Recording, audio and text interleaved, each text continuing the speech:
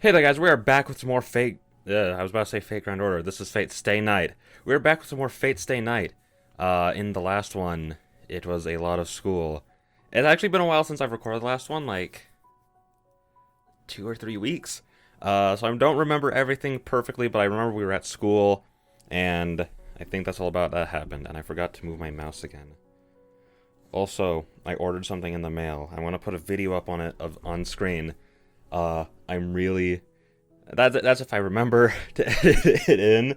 But I'm really excited. It's the Fate Complete Character Material Volume 2. I don't know why. I don't think Volume 1 was translated, which sucks, but it's just still cool to have. I haven't looked through it too much just because I don't want to spoil like anything for this. But yeah. With that being said, let's just get to the game. My awakening is dark. Perhaps I just don't dream much, but unless something really special happens, I always seem to have the same dream. What I imagine are swords. I don't know why it is, but this is the only thing that comes into my mind. There's no meaning or reason to it. It may just be one of the aspects making up Emyashiro. There are no dreams to dream. The only things I recall from sleep are things I was taught a long time ago. For example, about Magi.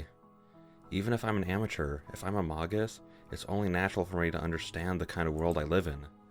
To put it simply, a Magus is an exception in conflict with modern society. But even exceptions must band together to survive. Father told me that the group of Magi is called a magic association. He also said that I shouldn't associate with them. The group called the Magic Association hides magic and organizes Magi. They basically keep watch to see that Magi do not affect society with magic, but the strange part is that they do not prohibit misuse of magic. According to Kritsugu, the Magic Association is only interested in the concealment of magic. Even if a Magus carries out his research at the expense of the lives of many ordinary people, the Magic Association will not punish him. Their priority is that magic should not become public, so they do not ban magic. So they're crazy people who think that you can do anything as long as you don't get caught. Anyway, the surveillance of the Magic Association is thorough. Most magical research would cost the lives of ordinary people, and as a result, the existence of magic would become public. So the association does not allow the research that would harm society. So Magi stay at home and research quietly, while the normal world carries on unmolested. Hence, Magi only try to hide themselves to escape with the association. So perhaps I just don't know it and a Magus lives in this town. I hear Fuyuki City is a spiritually excellent area. Such an area always has a distinguished Magus with a history. They are called the second owner, an elite, and the association entrusts the area to them. Magi who would live in the area must visit them and obtain their permission to construct a workshop. Looking at it like that, we're thieves here living without permission of the landlord. Father was an outlaw who cut his ties with the association and moved here without the consent of the administrator of Fuyuki. The owner doesn't know that Emiya Kritsugu was a Magus, and Kritsugu didn't know who the owner was. With reasoning like that, I think our position is ambiguous. Father, the real Magus, has passed away, and I, his son and pupil, don't know the Magic Association and have not the skill to be a Magus. From the association's point of view, they would want to catch an amateur like me doing things, but I've seen no movement yet. No, I've heard that Japan is relatively hidden from the eyes of the association, so I think I've just not been found out. But that doesn't mean I can let my guard down. People say that the eyes of the association are everywhere. On top of that, if you commit a crime with magic, the heretic hunters of the church will come after you. I don't know if I've ever heard that term before, outside of like a Fate-based D&D stream. I think that's the only time I've ever heard of that, but that is a sick title. I remember them being called like hunters, but I don't remember them being called heretic hunters. That's awesome. That just means that whenever you use magic, that whatever you use magic for, lack of care will create enemies. I, Emyashiro, just have to study independently, taking that into account.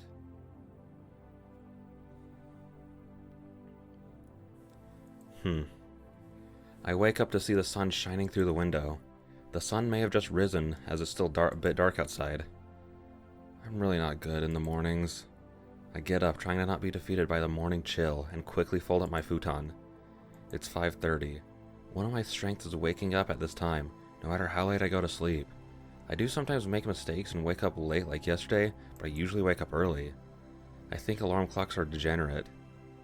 So I haven't used one since I was a kid. I feel called out there because I can't wake up without an alarm. Alright, breakfast. Since I let Sakura do all the work yesterday, I have to return the favor this morning. I should finish preparing before Sakura arrives. I cook rice and make some miso soup. It was radish and carrot yesterday, so I make onion and potato miso soup today. I also make the usual broth egg and broth boil, and I'm done. I cut the salt and sare, and stop just before cooking it. Alright, that should do. It's almost 6 o'clock. I finished earlier than I expected, so I have some extra time. So what should I do? Yeah, I guess I can... Wait. Did I have like an option? I thought that was going to be like an option thing, but I didn't get one. Yeah, I guess I can train a bit if I have this much time. The morning exercises are my daily routine, so I'll go and stretch my body a bit. The empty dojo is quiet enough to brace the empty dojo is quiet enough to brace myself. In the morning, when the sun has just risen, the silence has a holy feel to it that fascinates those who come here. Well, there's only one thing to do now that I'm here. Since Kiritsugu died, this place has become a gym to train my body. Even a magus cannot neglect to train their body. One of the requirements for a magus is to have excellent physical abilities. While Kiritsugu was alive, we had many matches here. Well, it was pretty much him beating on me, so I didn't learn anything about how to win in a fight. But I think I learned the difference between a fight and a battle. In other words, I was taught the difference between killing your opponent and beating your opponent. Knowledge and experience are different. Unless I know in advance, it's hard to tell whether I'm involved in a fight or a murder. It's a simple story. As long as you learn magic, you might destroy yourself, and times will come when you have to fight. For a Magi, a fight means killing each other. So I think that Kiritsugu wanted to teach me... What I think Kiritsugu wanted to teach me was to prepare my mind for the prospect of death. But it's been a while since my teacher passed away. On my own, all I can do are simple exercises that anyone could do. Well then, let's do this properly. After warming up by stretching, I start my exercises, keeping my attention inside my body. I comprehend the flow of the magic circuit, the friction in my bones and the distortion in my thinking during fatigue, all while I'm training. 120, 150, 170. Even a simple push-up can be training for the magic circuit if I put on mental shackles instead of metal weights. As I don't have a teacher, exercises like that of club's morning practice is an important part of training.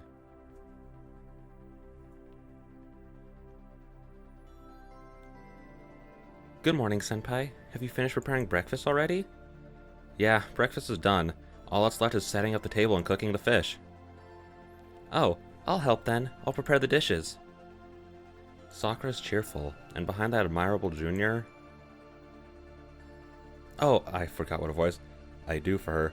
Oh, is that the smell of Shiro's omelet? I see you're making breakfast this morning. Fujine moves slowly to the table. Well, that aside, first I have to cook the fish I've prepared. Sakura, can you use the dishes in the middle? That'll make it look better. Huh? This one with the bumps? Yeah, that. You have to think about the plates too, or it'll be too one-sided, and the radish is already grated. Sakura takes out the dish from the back. I think I saw a faint bruise on her wrist when she leaned forward. Hold on, Sakura. Yes, what is it, Senpai? What's that mark on your wrist?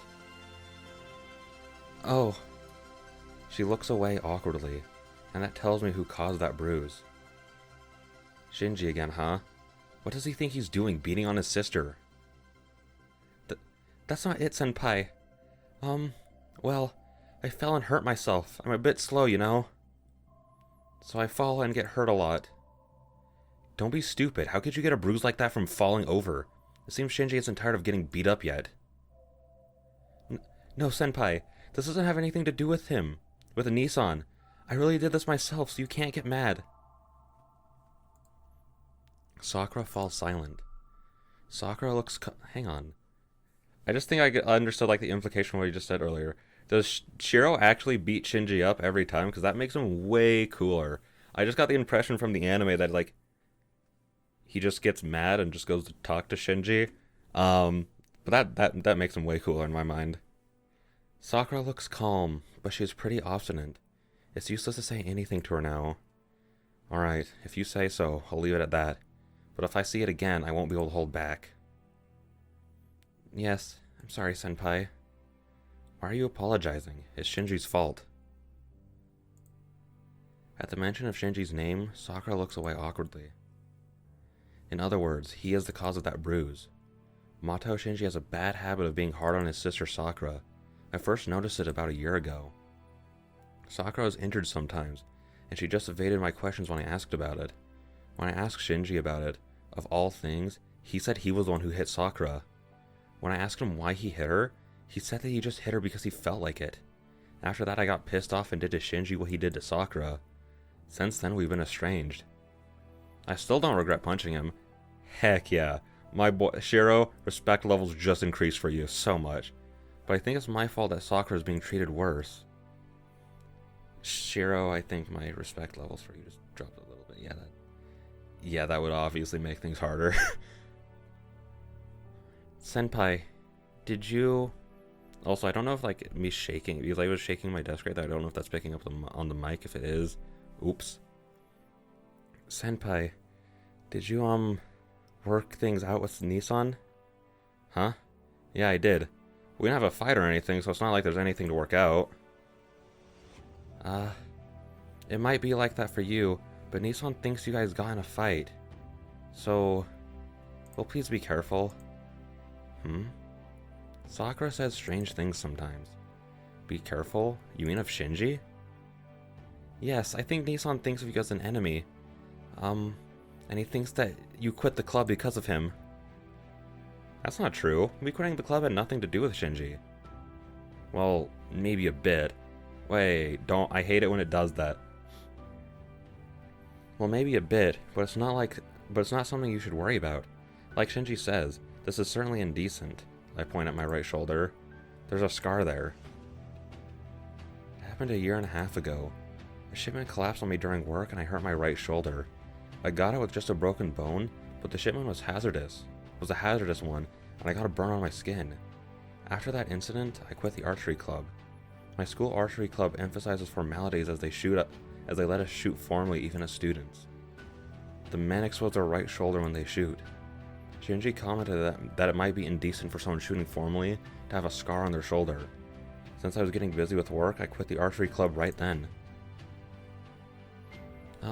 Senpai, I might be persistent, but are you really not shooting anymore? Fujimura-sensei said that your injury shouldn't be a problem. What are you saying? Fujini wouldn't think it's a problem even if I broke every bone on my body. Senpai, I'm being serious. Sakura glances up at me, like she wants to say something. I should answer seriously too, but I can't give her the answer she wants. I don't have time to do the club activities for now. I like archery, but it's not something I should prioritize, so I'm taking some time off of it for now. Wait, time off from it. There was no now there. I don't know why I saw that. How long is some time? I guess until I feel like it. Well, I'll try to make it back before you graduate. Welcome me then, Sakura. I pat Sakura's shoulder. Sakura stares blankly for a while and then... Oh yes, I'll be waiting, Senpai. And she nods so powerfully that it seems she might drop the plate she's holding. Also, while the scene's transitioning, I want to complain about something. So, I bought some headphones for my, what is it called? Audio interface, okay? Right? I plug it in. While I'm complaining, I want to check if the audio is still recording.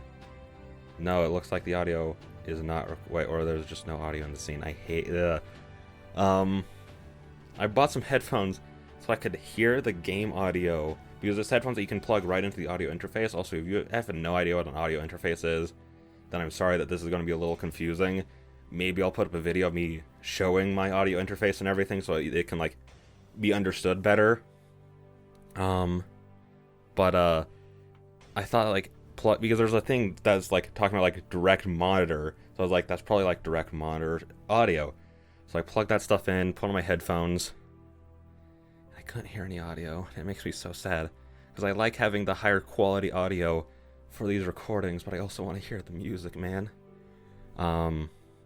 It's almost 7:30. Sakura and Fujini have already left for their morning club practices. I went to school early yesterday because Issei wanted me to, but I leave my house at the usual time today.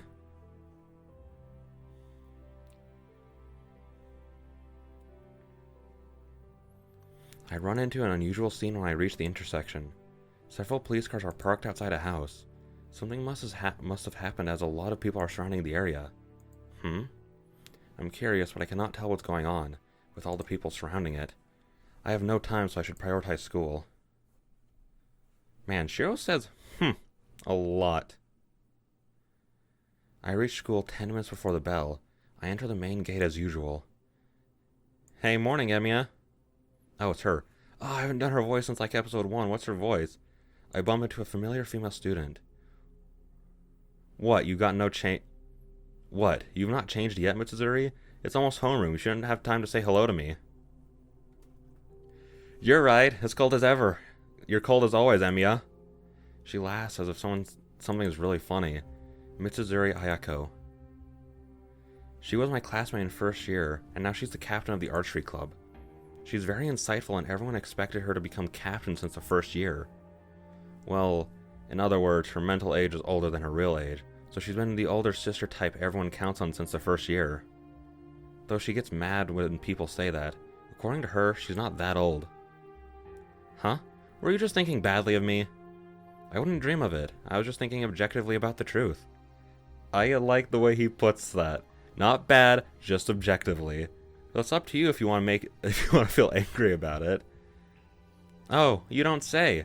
That's good. You answered honestly, but you never revealed what you were thinking about. You don't let your guard down like Shinji does. Shinji? What does he have to do with this? Because you guys are friends? Yes, best friends. You're the only male friend he has, right? You might have forgotten, but I'm the captain of the archery club. Don't you think it's only natural for me to connect the current problem student and the problem student that quit? Yeah, that's certainly natural. The archery club has nothing to do with it, but I certainly do have an unsavory and inseparable relationship with him. Oh, that makes me mad. You get so cold when talking about the archery club. You got it nice, you got it nice. You left Shinji behind and just quit. Couldn't you think about those who were left behind, like me and Sakura? Did Shinji do something again? A day doesn't pass when he doesn't do something. But still, yesterday was a bit too much. He even made a guy from the first year quit. Can't you kick him out? I don't know how clubs work in like Japan, so it might just be like a cultural difference type of thing, but can't you just like get him out of there? Mitsuzuri sighs seriously.